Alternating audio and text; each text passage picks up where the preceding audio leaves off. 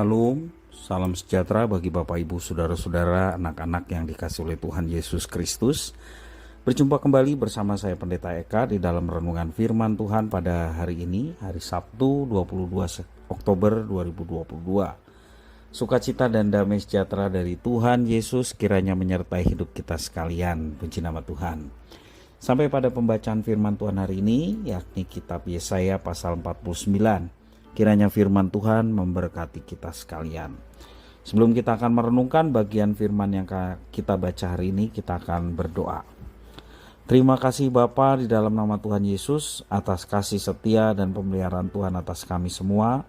Dan kami mau terus belajar firman Tuhan supaya pengenalan kami akan Tuhan ditambah-tambahkan melalui kebenaran firman Tuhan yang kami pelajari setiap hari. Mampukan kami untuk dapat memahami, Kau juga yang menolong untuk kami dapat menjadi pelaku-pelaku firman. Terima kasih Bapa, demi nama Tuhan Yesus kami berdoa. Haleluya, amin. Bapak Ibu Saudara-saudara, saya akan membacakan Yesaya pasal 49 ayat 1 sampai yang ke-7. Demikian firman Tuhan. Dengarkanlah aku hai pulau-pulau, perhatikanlah hai bangsa-bangsa yang jauh. Tuhan telah memanggil aku sejak dari kandungan, telah menyebut namaku sejak dari perut ibuku. Ia telah membuat mulutku sebagai pedang yang tajam dan membuat aku berlindung dalam naungan tangannya. Ia telah membuat aku menjadi anak panah yang runcing dan menyembunyikan aku dalam tabung panahnya. Ia berfirman kepadaku, Engkau adalah hambaku, Israel, dan olehmu aku akan menyatakan keagunganku. Tetapi aku berkata, Aku telah bersusah-susah dengan percuma dan telah menghabiskan kekuatanku dengan sia-sia dan tak berguna. Namun hakku terjamin pada Tuhan dan upahku pada Allahku. Maka sekarang firman Tuhan yang membentuk aku sejak dari kandungan untuk menjadi hambanya, untuk mengembalikan Yakub kepadanya dan supaya Israel dikumpulkan kepadanya, maka aku dipermuliakan di mata Tuhan dan Allahku menjadi kekuatanku, firman-Nya.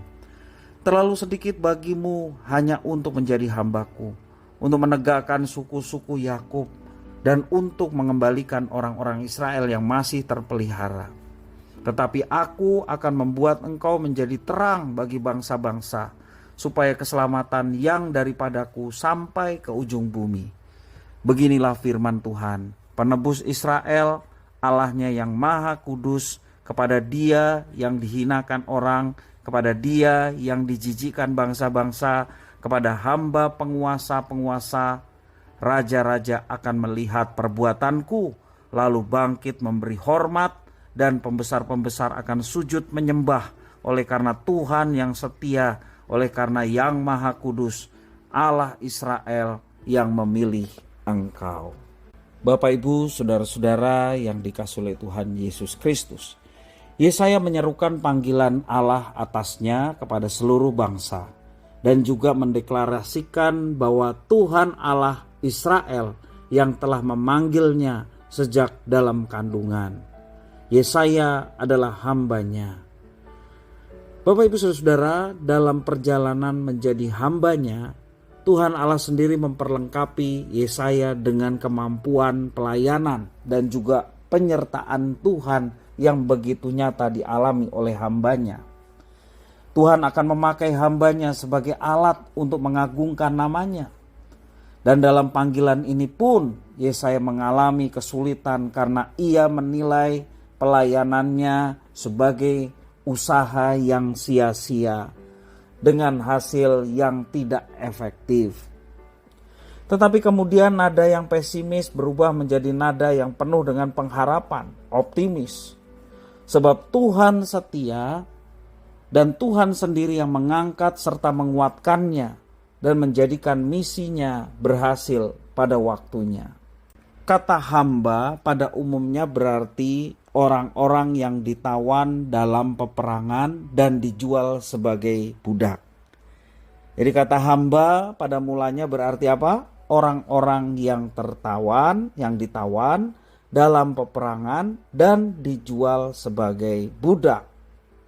Itulah hamba. Dan biasanya hamba dibeli semata-mata karena kegunaannya. Tidak demikian juga dengan Allah. Ia memilih hambanya sejak dalam kandungan. Artinya Tuhan Allah tidak melihat latar belakang dan kemampuan yang dimiliki oleh hambanya. Semua karena Tuhan ingin memakainya. Karena Tuhan yang memilih, maka Tuhan Allah yang memberikan kemampuan dan menyertai senantiasa.